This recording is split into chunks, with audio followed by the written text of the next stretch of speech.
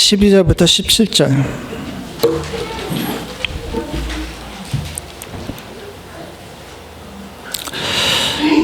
함께 교독하시겠습니다. 제가 먼저 12절 봅니다.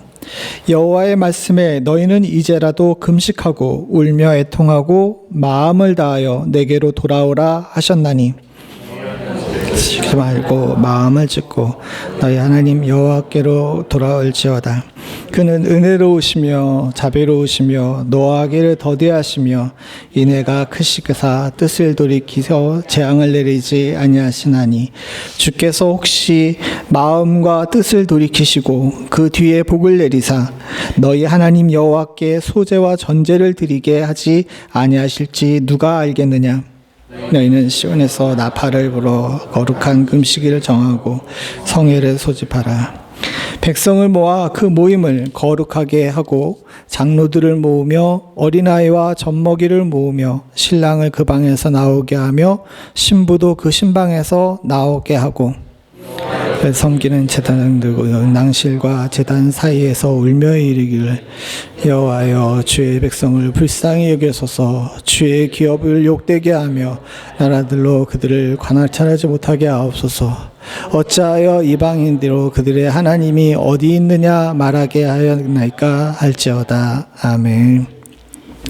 사순절을 맞아 요엘서 2장 12절부터 17절을 보는데 오늘은 그 마지막 시간으로 여러분들과 함께 성회를 소집하라라는 제목으로 말씀을 나누기를 소원합니다. 사실 현대사회에는 교회에 출석하는 숫자가 많이 줍니다. 이건 통계로 나와 있기 때문에 거기에 대해서 부정할 수가 없어요. 한국 사회도 성도들이 줄고 특별히 예배 출석하는 인원이 준다고 이야기하죠.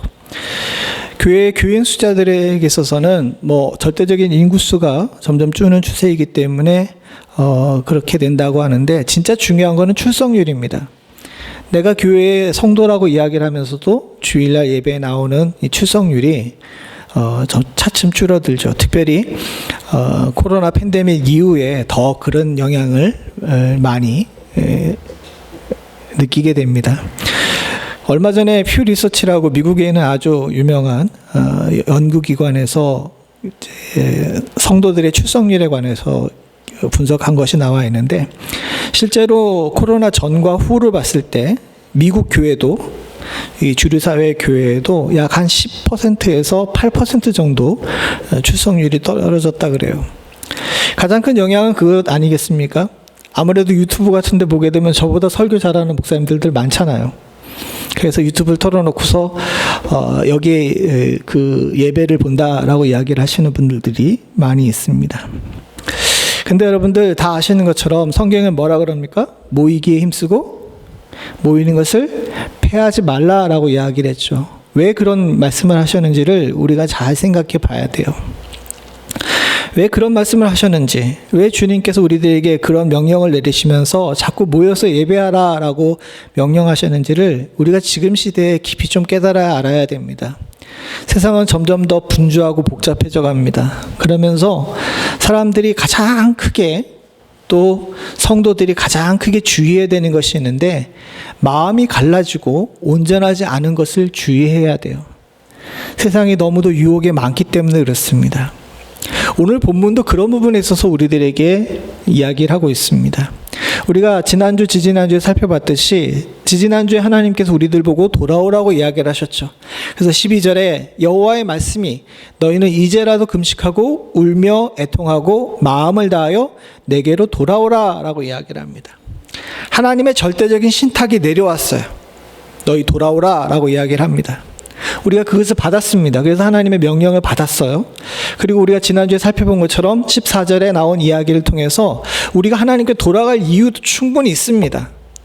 우리가 지금이라도 주님 앞에 돌아가게 되면 혹시 주님께서 우리를 긍휼히 여기셔서 우리들에게 다시 복을 내리시고 우리를 회복시켜 주실 거라는 이런 소망이 우리의 마음 가운데 있습니다. 사실 현대 성도들도 이것까지는 잘 압니다.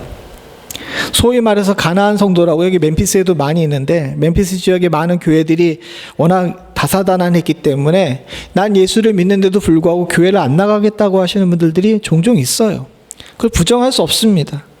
한국에도 그런 분들이 참 많고 미국에도 그런 분들이 참 많아요. 그런 분들은 첫 번째 하나님의 부르심과 내가 하나님께 찾아가야 된다는 두 번째 이야기까지는 잘 됩니다. 근데 주님께서는 여기서 멈출 것을 얘기하시지 않으셨어요. 그 다음을 해야 됩니다. 하나님의 부르심을 받고 나도 돌아갈 마음이 있다면 그 다음에 해야 되는 것은 성회로 모이는 거예요. 그래서 오늘 본문에 보게 되게 되면 15절에 너희는 시온에서 나팔을 불어 거룩한 금식일을 정하고 성회를 소집하라 라고 이야기를 하고 있습니다. 사랑하는 성도님들, 혹시 제하분주라는 이야기를 아십니까?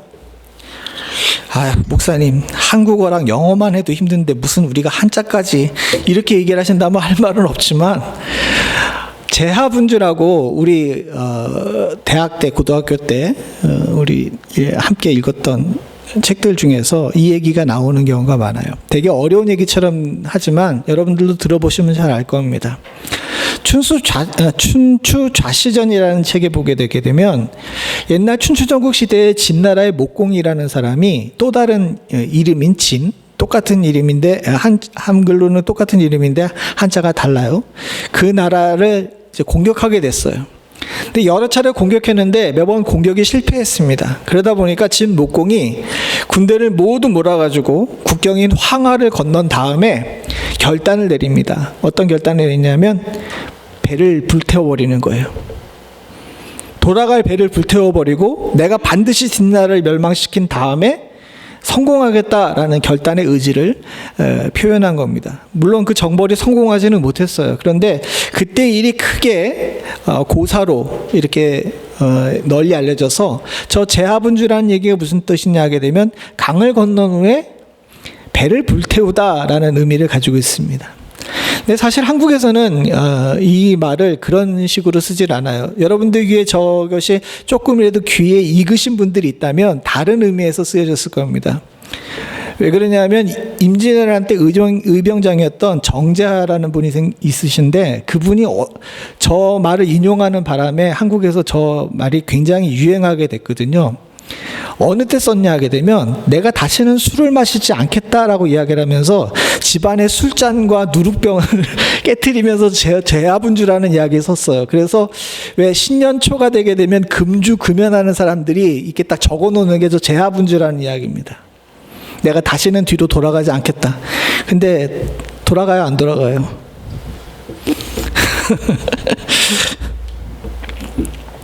제가 이 이야기를 왜 이야기를 하냐 하게 되면 사실은 우리에게 있어서 예배와 성회의 의미도 마찬가지 의미입니다.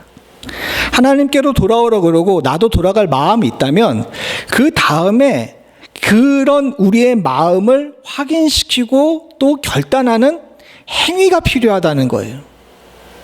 이건 제 이야기가 아니라 성경에 내내 그런 이야기들이 있습니다. 사무엘도 그랬고 히스기야도 그랬고 에스라와 예레미야도 그랬습니다. 잘 생각해 보십시오.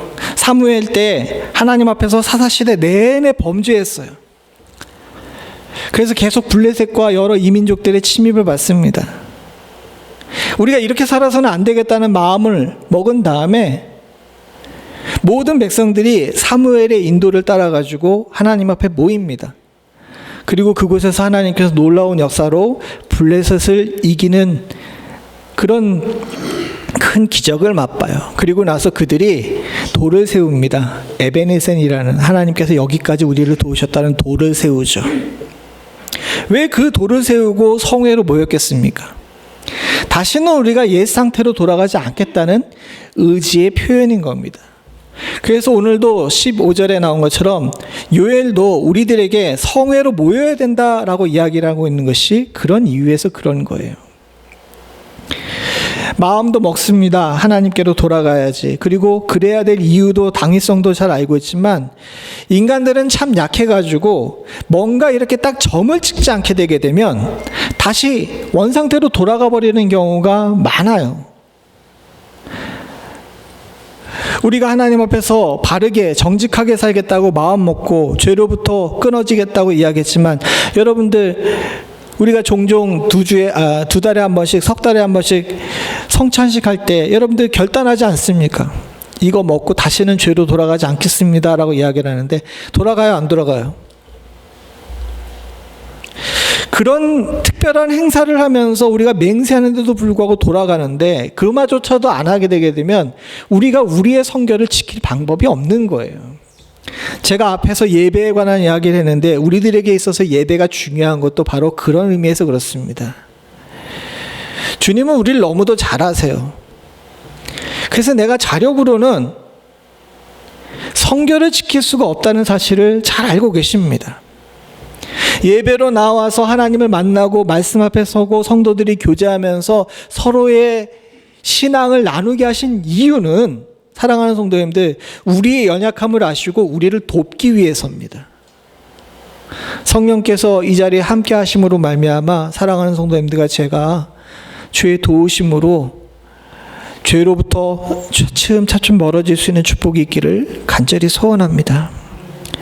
이런 일과 헌신이 우리 가운데 있어야 됩니다. 이것이 없게 되게 되면 죄송한 얘기지만 여기 어느 누구도 신앙을 지키기가 쉽지가 않아요. 가나안 성도들이 많다 그랬는데 그 가나안 성도들의 특징이 뭔지 아십니까? 갈수록 믿음이 무너지는 거예요.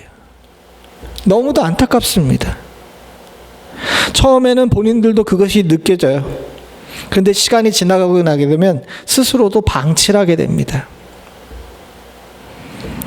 여러분들이 앞으로 신앙생활하는 동안 각양의 일들이 일어날 겁니다. 때로는 교회 안에서 분쟁이 일어나기도 하고 때로는 교회 안에서 너무너무 미워가지고 저 사람하고는 같은 지붕 밑에서 예배를 드리지 못하겠다 그런 마음을 가지는 경우도 분명히 있을 거예요. 그러나 사랑하는 성도님들, 제가 간곡히 부탁을 드리는데 그렇다 하더라도 예배는 놓쳐서는 안 되는 줄로 믿습니다. 죄송한 얘기지만 여기만 교회가 아니에요. 교회를 부흥시켜야 될 목사가 이런 얘기한다고 뭐라고 하실 수 있지만 여기만 교회가 아닙니다. 만약에 하나님과 함께하기 너무 힘드시다면 다른 곳에서 주의 이름으로 모이는 곳에 모여도 됩니다. 그러나 절대로 어느 곳에서든지 어떤 상황에서든지 예배를 놓치시지 말기를 원합니다. 그걸 놓치게 되면 우리 영은 죽고 우리는 다시 죄로 돌아갈 수밖에 없어요. 요엘은 주에 돌아오라는 명령을 들은 성도들이 돌아갈 마음이 생겼다면 그곳에서 다시는 돌아갈 수 없는 표대를 분명히 세워야 된다라고 생각했기에 성회로 모이라 외치고 있는 것입니다. 우리에게도 이런 결단이 또 이런 온전한 마음이 분명히 쐐기처럼 박혀서 다시는 돌아갈 수 없는 그런 상태가 될 수 있기를 소원합니다. 그러면서 한 가지 더 중요한 이야기를 합니다. 그것이 뭐냐 하게 되면요, 16절에 보게 되면 백성들을 모으라고 이야기를 하며 이 모이는 사람들에 관한 이야기를 해요. 16절에 보게 되게 되면 장로들을 모으라 라고까지는 이야기를 합니다. 이거는 뭐 당연하죠. 장로들은 백성의 대표자거든요. 백성의 대표자를 모으라는 것은 모일 수 있는 모든 사람들을 모으라는 겁니다. 근데 그 다음이 아주 특이해요. 제가 말씀드린 것처럼 성경의 곳곳에 성회로 모이라는 이야기들이 나옵니다. 근데 성회로 모이라는 이야기들이 나올 때 성회로 모이는 대체적인 사람들은 성인들이었어요. 저 장로들을 대표로 하는 성인들이죠. 간혹가다 그 다음에 나오는 어린아이까지는 나와요. 그런데 여기 요엘만의 특별한 특징이 있는데 뭐냐면 젖먹이들하고 신랑과 신부들을 부르는 겁니다. 여러분들 지금은 안 그렇지만 옛날에는요, 한국에서 아이를 낳으면 집에 뭘 쳤는지 기억나십니까? 네, 그 이름도 뭔지 아세요? 금줄이라 그러죠. 금줄을 칩니다. 새끼의 줄에다가 이렇게 숯하고 고추를 달죠. 우리 딸 귀한 공주님이 태어나면 숯을 달고 왕자님들이 태어나면 이제 고추를 답니다. 그래가지고 금줄을 쳐요. 그 금줄을 치는 이유가 왜 금줄을 칩니까? 아들 낳았다고 딸 낳았다고 자랑하려고? 아니죠. 외부에 있는 사람들이 그 집을 들어오지 말라고, 그리고 안에 있던 사람들도 바깥으로 나가지 말라고 그렇게 한 겁니다.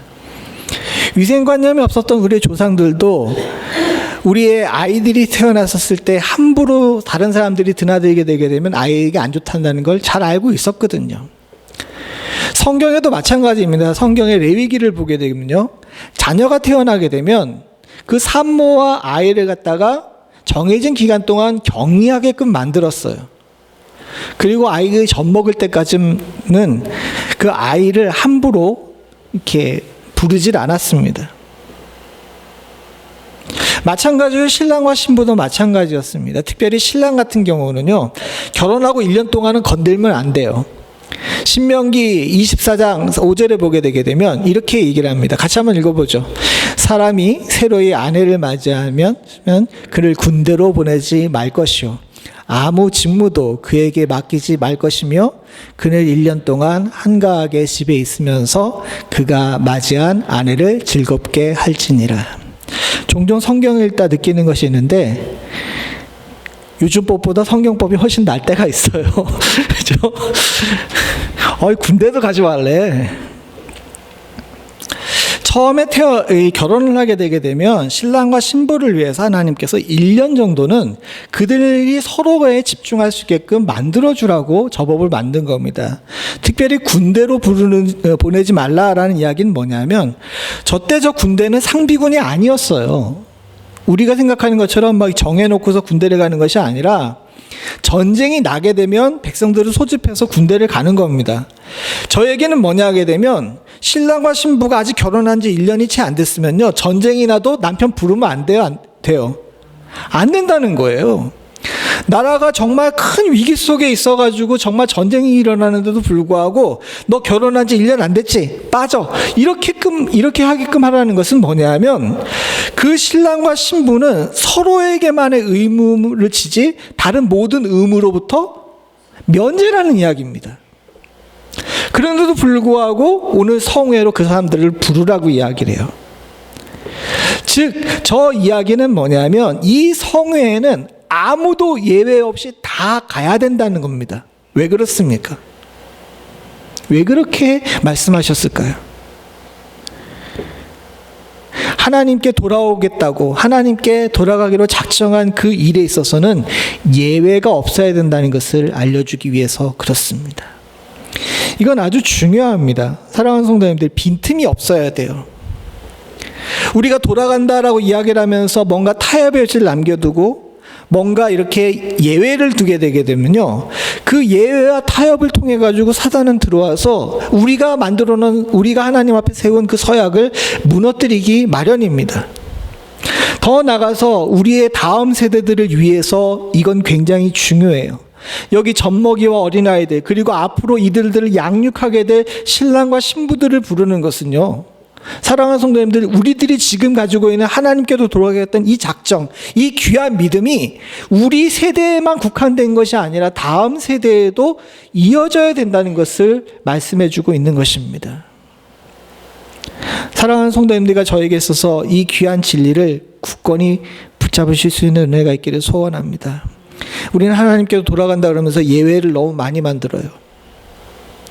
이런 경우에는 좀 봐주시고요, 저런 경우에는 좀 양해해 주세요라고 이야기를 하죠.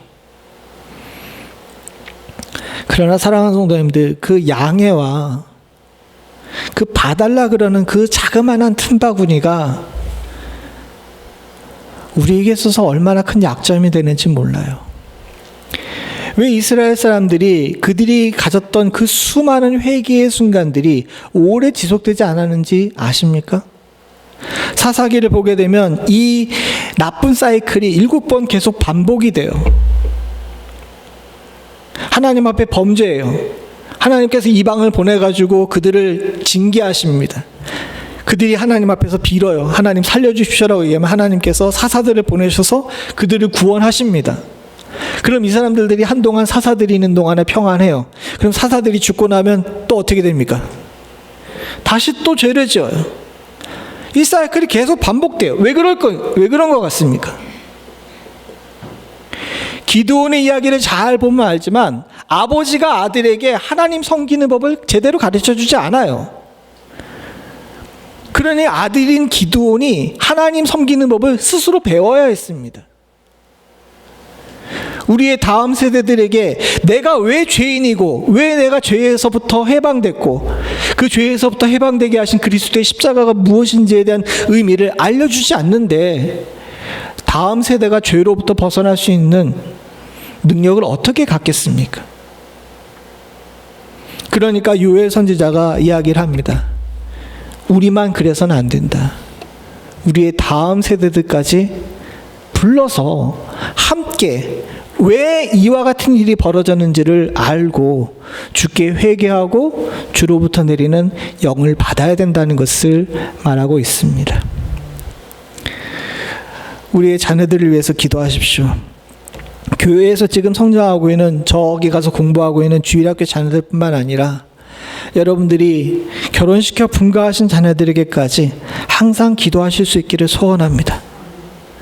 우리의 자녀들이 우리들의 믿음을 놓치지 않고 그 유산을 잘 받아서 우리들이 정말 눈물로 불태웠던 그 배를 다시 주섬주섬 주워 삼아서 옛날로 돌아가지 않게끔 기도하시고 또 기도하실 수 있는 은혜가 있기를 간절히 소원합니다. 이와 같은 일들을 하는 것이 얼마나 중요한지 우리의 선배들은 성경에 나와 있지 않는 일인데도 불구하고 이와 같은 행위를 하는 것을 이름을 붙여가지고 교회의 여러 형식으로 만들었어요. 또 한자가 나옵니다. 여러분 죄송합니다. 간증이라는 거죠. 간증이라는 단어는 성경에 나와 있지 않습니다. 그런데 왜 간증이라는 행위를 교회에서 많이 할까요? 특별히 개신교에서는 간증이라는 행위를 굉장히 중시 여깁니다. 그게 교회법에도 나와 있고 조직신학에도 저게 나와요. 저 간증이라는 단어의 한자를 잘 보게 되게 되면 저 간자는 방패간자입니다. 그리고 뒤에 나온 증자는 증언할 증자죠. 말 그대로 하게 되면 증언을 방어하다라는 의미인데 그게 아니에요. 저 방패 간자가 뒤에 있는 증언할 증자라고 하고 붙게 되게 되면 의미는 뭐냐면 자신의 죄를 고백하다라는 겁니다. 우리가 교회 안에서 간증이라는 행위를 중시 여기는 것은요, 오늘날 많은 사람들이 잘못 사용하는 것처럼 내가 간증한다 그러고 나와가지고 자기 자랑하라고 간증하라는 것이 아니에요. 요즘 누가 간증하라 그러면 그러죠. 나 예수 믿은 다음에 이래 부자가 됐고 우리 자녀들이 어디 좋은 대학 갔고 내가 이렇게 해가지고 병이 났다 이런 것들을 간증하라고 이야기를 하는데 실제로 그것이 아닙니다. 진정 성경에서 얘기하는 간증 그리고 우리의 사도들과 교회들이 했던 간증은 무엇이냐 하게 되면 내 죄를 주님 앞에 고백하고 또 대중 앞에서 고백함으로 말미암아서 약속하는 거예요. 나 다시 죄 짓지 않겠다. 왜 그렇지 않습니까? 내가 술 마시고 담배 피지 않겠다 그러는 건 혼자 얘기하면 안 돼요. 내가 술 마시고 담배 피지 않겠다고 하면 누구한테 얘기를 해야 됩니까? 제가 끊어보질 않았기 때문에 잘 모르는데 여러분 내가 술 마시고 담배 피는 거 안 하려고 누구한테 얘기를 해야 돼요? 주변 사람한테 얘기하죠. 나 이제 술 안 마셔, 나 담배 안 펴 라고 얘기를 해야죠. 그래야 내가 무의식 중에 담배를 손에 들거나 술잔을 손에 들게 되면 옆에서 이야기해 줄 거 아니에요. 너 안 마시기로 했다며, 너 안 피기로 했다며 얘기해 줄 수 있는 거 아니에요. 간증도 동일한 역할입니다. 내가 대중 앞에서 많은 사람들 앞에서 나 이런 죄를 지었는데 다시는 그런 죄를 지키지 않겠습니다라고 이야기를 하게 되면 그 죄 앞에 다시 섰을 때 아 내가 그때 간증했지 스스로 경계하게 되고 또 내가 그런 죄를 지려고 하게 될 경우에 주변에서 당신 그거 안 하기로 했잖냐 라고 이야기하며 말려줄 수 있기 때문에 저와 같은 행위를 교회에서 중시 여기는 거예요. 마치 오늘 성회처럼. 우리 예배는 이런 예배가 되어야 될 줄로 믿습니다. 하나님께서 원하시는 예배는요, 죄로 돌아가고자 하는 배를 불태워버리는 예배를 원하시고 계세요. 잘 안 되는 거 알고 있고 저도 이걸 얘기를 하면서 너나 잘하지 않은 생각을 저 스스로도 하고 있어요. 그럼에도 불구하고 사랑하는 성도님들과 제가 이 자리에서 마치 간증하는 것처럼 간절히 서로에게 또 우리 스스로에게 이야기하는 것은 우리가 이와 같은 일들을 행함으로 말미암아 예전보다는 조금 더 하나님께 가까워질 수 있기 때문인 줄로 믿습니다. 이것이 성화고 하나님을 닮아가는 일이고 그리스도의 제자의 길인 줄로 믿습니다. 그럼 다음에 이 성회에서 해야 될 일이 구체적으로 무엇이냐? 그것에 대해서 성경은 이야기해 주고 있습니다. 성회에서 해야 될 아주 중요한 일이 있는데 그것은 뭐냐면 앞에 있는 소제목을 한번 따라해 보시죠. 같이 봅니다. 시작. 먼저 된 자가 먼저 기도하라. 성회에서 해야 될 일에 대해 이야기를 하면서 17절에 이렇게 얘기합니다. 여호와를 섬기는 제사장들은 낭실과 제단 사이에서 울며 이르기를. 뒤에는 이야기는 조금 이따 볼 거니까 앞에 제일 먼저 이걸 보게 되게 되면 성회에서 나와서 처음 해야 될 일은 뭐냐? 제사장들이 낭실과 제단 사이에서 울며 기도하래요. 저게 되게 특별한 일처럼 보이지만요, 아닙니다. 제사장들이 원래부터 하나님 앞에 기도해야 될 자리가 저 낭실과 제단 사이, 다르게 얘기하게 되면 성전 동편에 있는 현관문이에요. 사실 성전이라는 것 자체가 직사각형으로 되어 있는데 안에 지성소가 있고 이제 성소가 있어요. 이 지성소는 1년에 한 번씩 대제사장만 들어갈 수 있는 거기 때문에 아무도 거기 함부로 들어갈 수 없습니다. 성소도 마찬가지예요. 진설병이 있는 하나님께 드리는 떡을 드리는 것과 촛불 붙이는 것은 정해진 시간에 아주 그 순번을 정한 제사장들만이 들어가가지고 해야 될 일입니다. 즉 제사장들도 사실은 성전 안에 들어갈 수가 없어요. 제사도 성전 바깥에서 드리는 겁니다. 성전이라는 이 직사각형 건물 바깥에서. 제사장들은 이 제사 드리는 제사의 터와 성전 주 중간인 여기 나와 있는 낭실과 제단 사이, 즉 현관에서 하나님 앞에 기도하는 것이 저들의 직분과 의무였어요. 왜냐하면 구약의 제사장들은 백성과 하나님 사이의 중보자였거든요. 둘 사이에서 기도하는 것이 원래 저들의 의무인데 제사장들이 그 의무를 제대로 안 한 겁니다. 그러니까 딱 찍어가지고 너희들 제자리를 지키며 기도하라는 거예요. 울면서 기도하라는 겁니다. 오늘날 신약에 있어서는요, 사랑하는 성도님들, 우리 모두가 다 제사장입니다. 항상 기억하셔야 될 것이 있는데 주님께서 십자가의 보혈로 돌아가실 때 성전의 지성소가 쪼개졌어요. 그러면서 이제 누구나 다 예수의 이름으로 기도하고 하나님께 나아갈 수 있습니다. 여러분도 제사장이고 저도 제사장이에요. 단지 신약의 목회자들은 이 말씀을 전하는 일에 특화된 장로입니다. 그게 장로교 교리예요. 여러분들이 뭐 배경상 침례교에서 오신 분들도 있고 감리교에서 오신 분들도 있지만 제가 만약에 여기서 제사장 노릇하려고 그러게 되면 너 장로교 목사 맞냐고 저 화장실 끌고 가서 얘기를 하세요. 저와 여러분들은 모두가 다 하나님 앞에서 이 세상을 위한 제사장입니다. 우리는 우리의 삶만을 위해서 불려진 것이 아닙니다. 그랬다면 주님께서 주기도문을 가르치실 때 우리들에게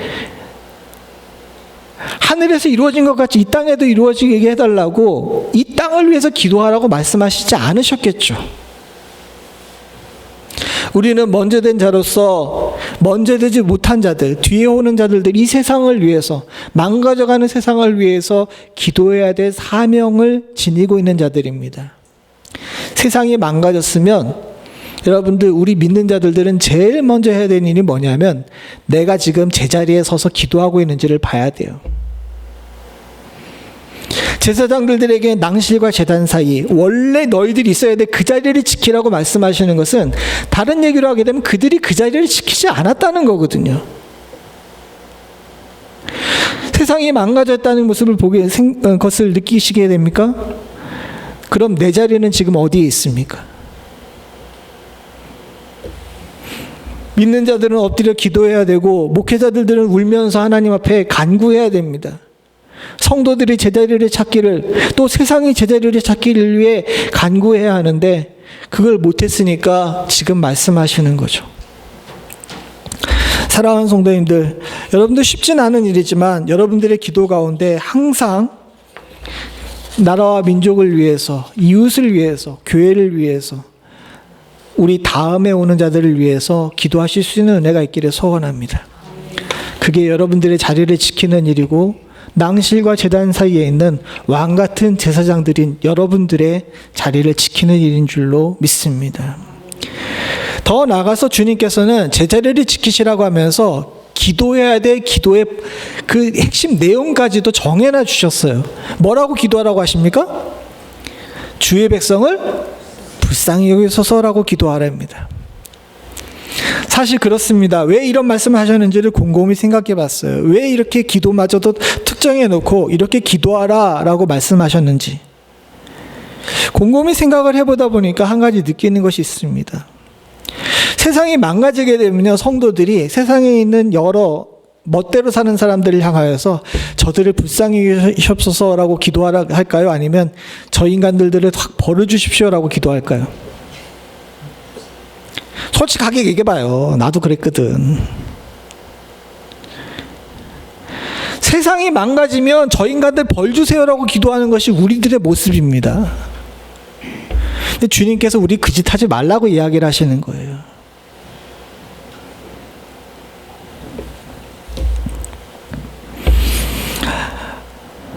말씀대로 살지 않는 사람을 보게 되면 내가 너 그럴 줄 알았다라고 이야기를 하거나 분노에 휩싸이거나 또는 때로는 저들에게 이 안 좋아진 상황에 대한 책임을 묻고 싶을 때가 분명히 있습니다. 그러나 사랑하는 성도님들, 우리가 정치가들이나 세상의 범죄자들이나 우리의 잘못된 이웃들을 향해서 정죄하고 저들을 가르치려고 하기 전에 주님께서 우리들에게 먼저 원하시는 기도는 여기 나와 있는 것처럼 저들을 불쌍히 여겨 주시옵소서라는 기도인 줄로 믿습니다. 성회는 정죄하는 자리가 아닙니다. 성회는 긍휼을 바라는 자리이고요. 하나님께 무릎 꿇고 엎드려서 도움을 구하시는 자리인 줄로 믿습니다. 우리는 지금 성회를 회복해야 됩니다. 누구나 다 다른 사람의 잘못을 지적하는 일은 쉽게 할 수 있습니다. 그러나 저들을 긍휼히 여기고 불쌍히 여기는 마치 주님께서 우리들을 향해 하셨던 그 사랑의 모습을 닮아 기도하는 일은 아무나 할 수 있는 일이 아니에요. 그리고 그 일을 우리가 할 수 있는 줄로 믿습니다. 그 자리를 잘 지키실 수 있는 은혜가 있기를 간절히 소원합니다.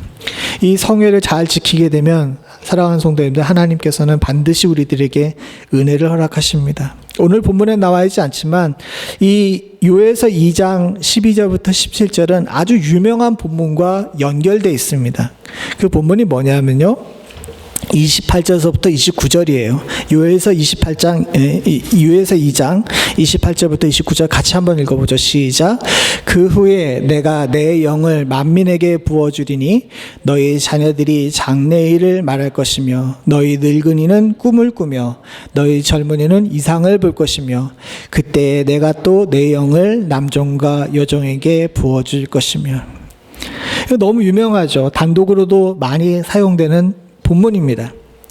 근데 사실 이 본문이 진정 어떤 의미를 가지고 있는지를 알려면 우리가 지금 석주에 걸쳐서 봤던 이 요엘서 2장 12절부터 17절을 알아야 돼요. 저기 나와 있는, 저 빨갛게 되어 있는 자녀들이 장래일을 말할 것이며 너희 늙은이는 꿈을 꾸며 너희 젊은이는 이상을 볼 것이며 라는 말씀은 오늘 우리가 살펴본 성회로 나온 어린아이들과 젖먹이들과 신랑과 신부 속에서 그 의미를 찾을 수가 있어요.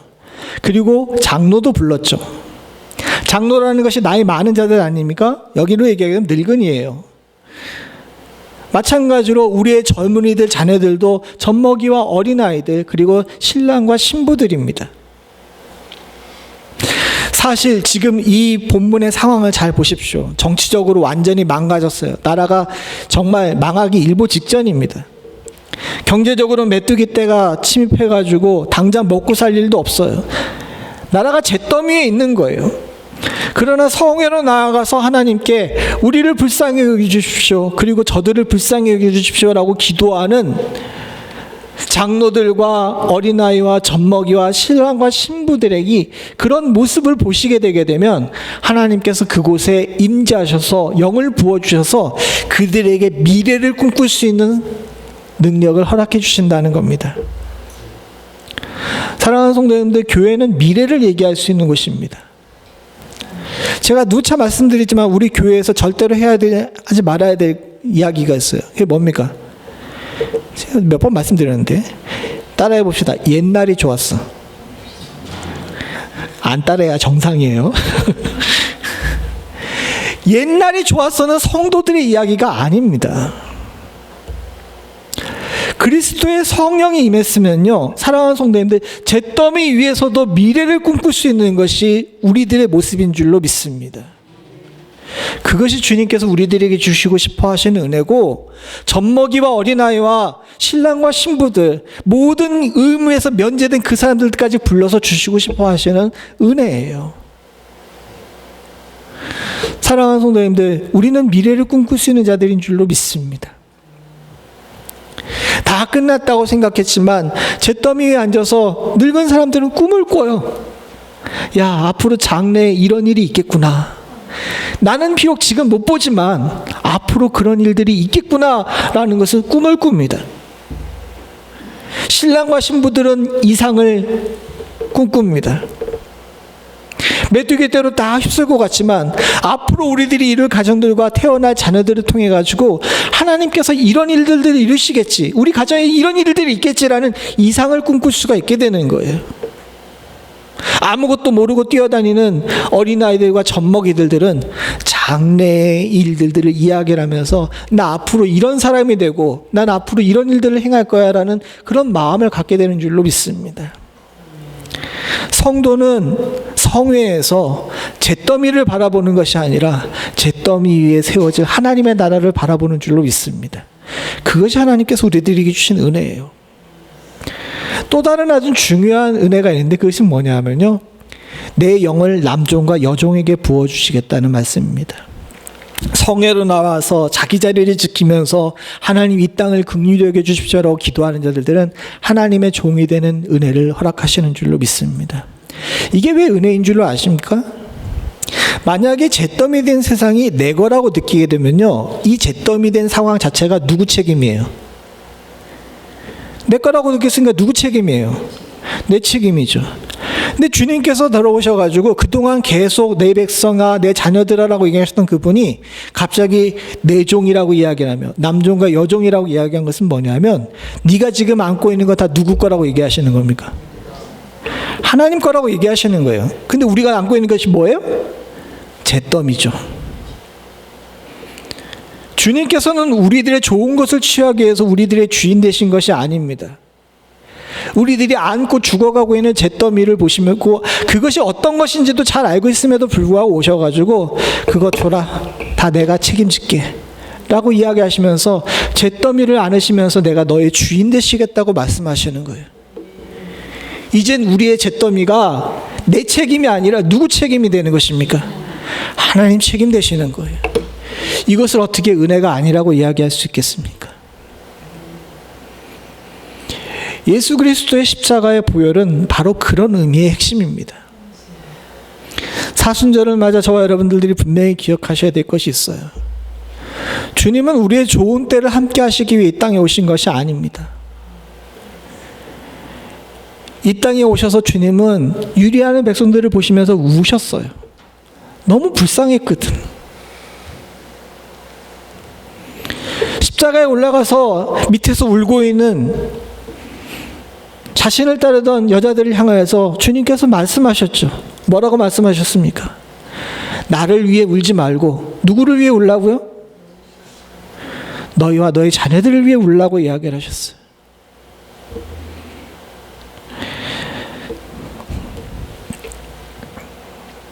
사랑하는 성도님들, 말씀을 맺겠습니다. 주님께서 왜 그런 말씀을 하셨는지를 깊이 깨달아 알고 여러분들이 안고 있는, 또 제가 안고 있는 잿더미를 내려놓고 주님께서 기도하라는 자리에 서서 세상을 위해 긍휼을 구할 줄 아는 주님의 남종과 여종들이 다 되실 수 있기를 소원합니다. 그러면 주님께서 오셔서 내 모든 문제를 가져가실 뿐만 아니라 주님의 보혈로 나를 씻기셔서 꿈꾸는 자로 만드실 줄로 믿습니다. 같이 기도하시겠습니다. 하나님 아버지, 주님께서 우리 가운데 베풀어 주신 놀라운 은혜, 그 귀하고 복된 사랑을 다시 한번 느낍니다. 우리의 연약한 심령 가운데 은혜 허락하여 주시사 성회로 모여서 다시 돌아가지 않겠다는 결단 갖게 하여 주시옵고, 그 성회에서 온전한 기도로 하나님을 부름으로 말미암아 하나님, 내가 꿈꿀 수 있는 복, 내 모든 문제를 주께서 책임지시겠다고 약속하신 그 복을 누릴 수 있는 축복이 저희 가운데 있을 수 있도록 주님 도와주시옵소서. 사랑하는 성도들의 마음을 위로하실 수 있기를 소원합니다. 요엘 시대와 같이 혼란스러운 세상 가운데 있습니다. 정치적으로도 사회적으로도 경제적으로도 참 많은 문제들이 있지만 하나님, 우리들이 해야 될 일은 그 잿더미에서 울며 낭망하는 것이 아니라 예배하는 일인 줄로 믿습니다. 그 예배하는 가운데 새로운 꿈이, 새로운 이상이, 새로운 장래가 열릴 줄로 믿사오니 아버지 하나님, 우리들에게 그 귀하고 복된 은혜를 허락하여 주시옵소서.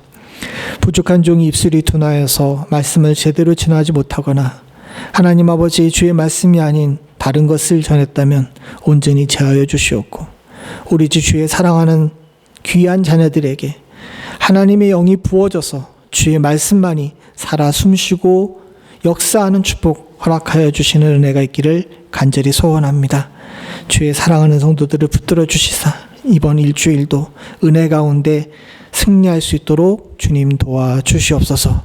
모든 말씀 예수님의 이름으로 간절히 기도드립니다. 아멘.